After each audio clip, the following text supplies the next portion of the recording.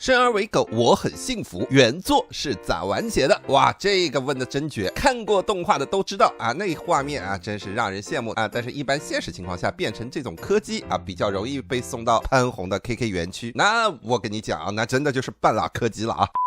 首先，该作其实是由古川武士老师于2020年至2023年期间在讲谈社旗下的网站 Marketing Pocket 上连载的漫画作品，全篇共发行了9卷单行本，出了65话正篇故事内容。我们2023年1月看到的12集题为动画版10季，翻拍了原作的前2卷，大致前17话的内容。但是跟动画的结尾不同，拿男主做实验的幕后黑手笑比良范生，其实还有2个助手妹子。同时，此时范生还告诉过男主想要变回人，就给嘴对嘴的亲喜欢自己的妹子，前提还给男主兴奋的时候，2者同时具备才能让男主变回人形。但男主听完以后觉得为了自己就夺走他人的初吻太畜生了，所以男主宁可继续当条狗也不做畜生的事。于是男主逃出了范生的实验室以后，女1号很快就找到了狗化的男主。女1号那当时高兴的呀，上来就是一顿猛亲啊，嘴对嘴的那种。男主当时那叫一个懵逼啊，哇靠，我在保护个什么？不过亲完以后，男主并没有当场变回人形，这就让狗男主很纳闷。就在狗形态的男主找地方分析原因的时候，男主正好看到了女3号学妹正在纠结要不要割舍对男主的爱。在学妹后悔要捡回自己所扔掉的共同回忆之物盆栽之时，学妹不小心坠下了楼。情急之下，狗男主飞扑上去亲了学妹，变回人形，并作为肉垫救下了学妹。随后不省人事的男主被范生等人给救走。等男主醒来以后，范生以要继续拿男主和女1号做观察实验为由，把人形的男主给赶了出去。男主见自己变回人形，也只能走一步算一步，就这样复了学，到了自己的班级正常上课了。但因为男主做狗做久了，导致一听到关键词或者某些动作，男主上去就是对人一顿乱舔啊，直接被班里人给当成了变态。更让男主伤心的是，女1号此时根本不认识人形态的男主，见面形同陌路，这就搞得男主很想变回狗样。就在这时，女2号却找上了男主。原来女2号发现他给狗形态的男主安的定位器竟然在人形态的男主的裤子里，于是女2号以为男主是偷狗贼，以约架的模式要制服男主，问出狗狗的下落。结果打架的时候动作太大了，2人直接亲了一口，男主就这样当着女2号的面变回了狗狗。女2号这才明白，哦，男主的真实身份就是那条狗啊。但女2号却逼着男主放学以后变成狗去陪女1号，上学的时候再变成人，以避免女1号知道真相后而伤心难过。毕竟女1号之所以会不爱搭理人，就是因为女1号以前养的狗离她而去，她才会变成这样的。所以女2号的安排之下，男主又住回到了女1号的家里。男主浑浑噩噩的以这种切换形态的模式过了好几天。而在某次放学时，因为女1号、女2号学妹和范生并不是真正的了解狗狗，导致某个流浪的狗妈妈对这几个妹子的搭讪展现出了极强的攻击性。好在男主及时的出现，发现了狗妈妈是在照顾自己的孩子，并成功的让狗妈妈安心接受了众人。这一行为也让女1号发现了男主的才能，并逐渐开始对男主有了好感。虽然一开始女1号还是有些防备男主，怕男主把养在自己家的狗给偷走，但好在女2号不停的帮男主说话，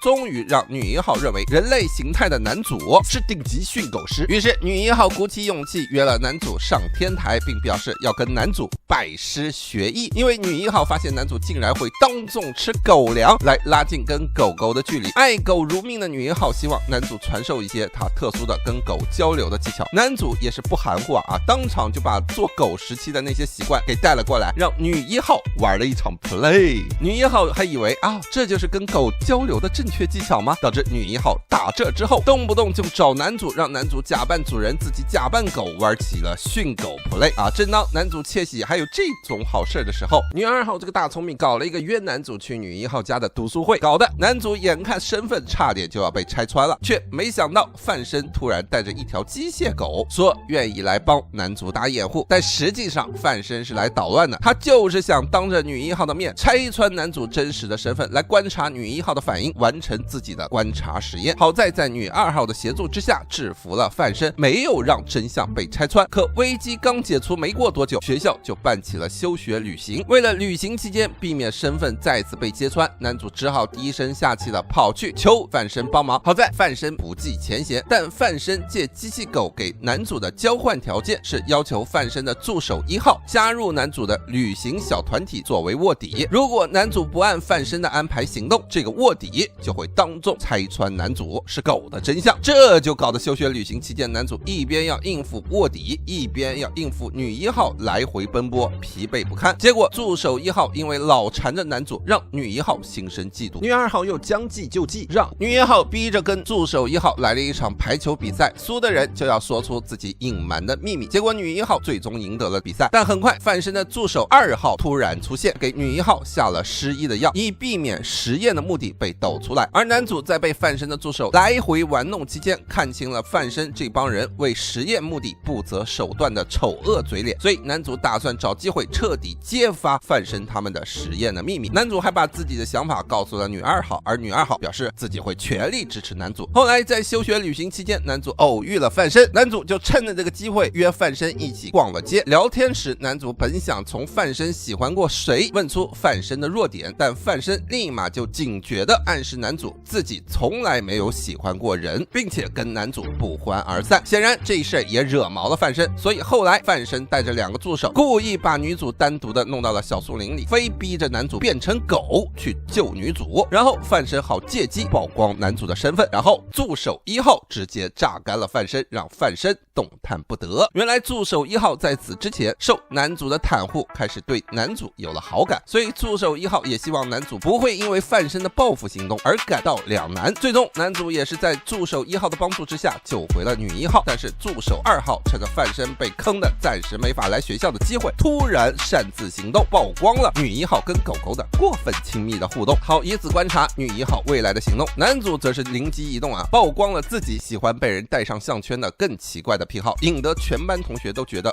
癖好自由是很重要的。于是大家纷纷说出了自己的奇怪癖好，硬是让女1号的那些奇怪行为变得一文不值了。不过这事发生之后，范生却带着2个助手跑来跟男主道了歉。本来范生真正的意图其实是想治好女1号对狗痴迷的状态，让女1号喜欢上人类，变得不再孤僻。但如今助手这么一乱来，反而让女1号变得更加坚强了，已经没办法强行改变女主的癖好，所以范生也觉得实验没了意义，所以他跑来向男主认错，并表示会尽快做出让男主变回正常人的解药。男主总算了结了一个心结，所以后来男主把这个事儿跟总是帮自己的女2号诉说了一遍，但女2号依旧反对男主跟女1号曝光自己的真实身份。男主察觉到女2号似乎有心事没有说，却也不知道该怎么做。男主正在动摇期间，学妹却经常出现，要跟男主互动，明着暗着在给男主送秋波，搞得男主心更加的摇摆不定。结果就在某天例行公事，女2号来亲男主，让男主从狗形态变回人形态。去上学的时候被女1号发现了，女1号误以为男主与女2号是双向奔赴的状态，于是女1号主动提出帮忙，一边让男主教自己跟狗特殊的交流 play， 他还一边抓来女2号跟着他一起体验奇怪的训狗 play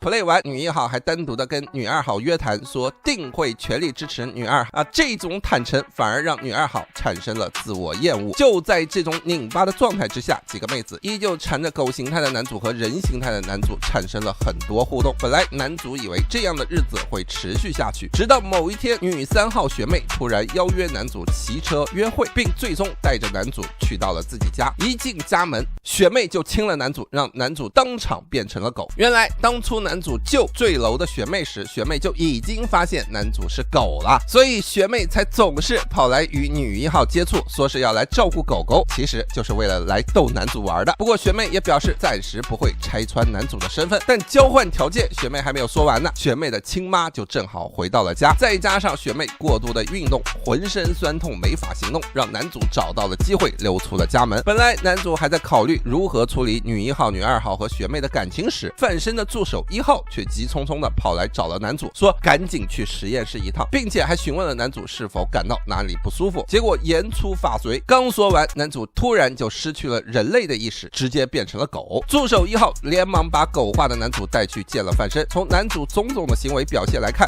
男主正在朝着兽化方向发展，会逐渐失去人类的记忆。范生暂时用自己的体液把男主变回了人，但范生告诉男主，3个月内男主要不然喝上范生未来研发出的解药，要不然喝上妹子超兴奋时候所产生的体液，不然男主将会彻底的变成狗，失去所有人类时期的记忆。范生叫男主做好觉悟，男主一听反而有些不知所措了，因为这就意味着男主彻底变成人，女1号就可能会再次失去他心爱的狗狗。正当男主思考该怎么跟女1号解释的时候，女1号反而跑来跟男主来了一场奇怪的 play， 搞得男主话硬是给憋了回去。可到了晚上，男主再次化身为狗形态去女1号家时，女1号却跟狗形态的男主表示自己好像已经喜欢上了人类形态的男主了。男主这下更纠结了，因为这样他就不知道该如何处理学妹对自己的感情。后来某一天，学妹又约了男主去了范生他们弄的植物园区约会，男主也正好借着约会的机会告诉了学妹自己即将完全狗化的事情。听完这些话，学妹为自己没能帮上男主的忙而感到自责，却万万没想到范生在植物园搞的实验生物它动起来了。好家伙，你就看这个生物，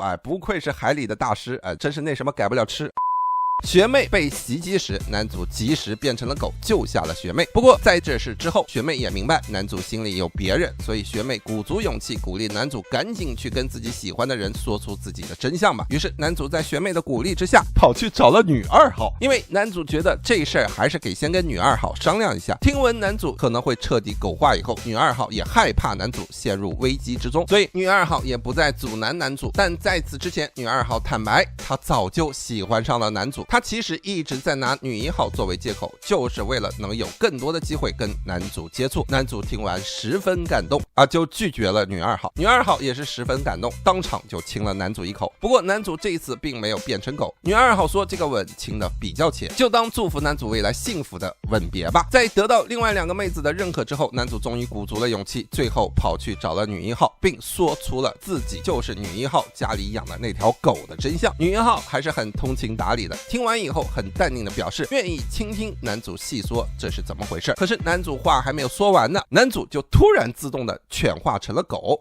并且兽性大发，失去了人类的意识。这时候范生也突然打电话给女1号，告诉女1号男主犬化病的事情，并告知学妹正带着解药在赶来的路上，希望女1号先控制住男主。结果狗男主根本就不受控制，冲到了马路中间，差点被车撞死。是女1号奋力扑救才救下了男主。不过因为耽搁了太久，学妹带来的解药可能也无法把男主变回人形，但女1号不肯放弃，含着解药嘴对嘴的喂了狗男主，最终奇迹般的让男主变回了人。原来女1号的口水也是解药之一，正好加强了解药的作用，所以才让男主彻底变回了人形。等男主苏醒以后，助手1号告诉男主，现在男主仍然是接吻就会变成狗的体质，能够改变这个体质的药，范生并没有急着喂给男主，而是让男主自己决定什么时候去吃这个解药。男主在感谢范生为自己所做的一切以后，找到了正聚集的女1号、女2号和学妹他们。最终学妹和女2号托孤一样，笑着哭着的把男主交给了女1号，并祝福他们幸福。而男主和女1号也在互诉真心之后正式交往。不过男主并没有吃掉那个变狗体质的解药。男主在后来与女1号约会时，两人刚亲了嘴，男主就再一次变成了狗狗。